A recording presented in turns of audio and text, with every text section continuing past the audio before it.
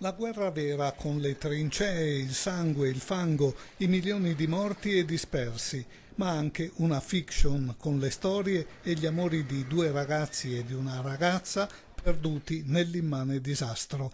Il film si intitola Fango e Gloria e annovera nel cast Eugenio Franceschini, Valentina Corti, Domenico Fortunato. Un'operazione culturale di grande spessore, l'opera realizzata dal regista Leonardo Tiberi è stata costruita utilizzando i materiali di repertorio dell'Istituto Luce e nuove immagini girate ad hoc.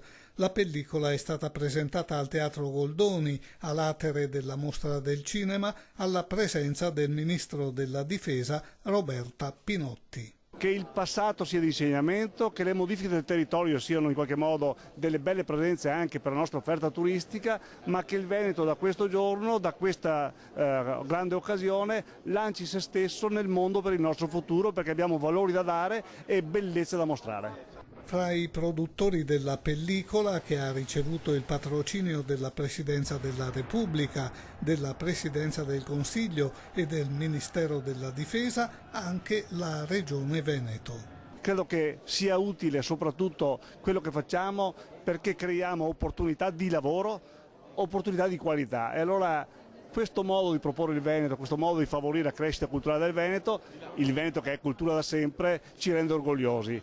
La storia dei personaggi dunque si muove sullo sfondo delle immagini vere della guerra, con i movimenti, i colori, le parole e i suoni che l'accompagnarono davvero.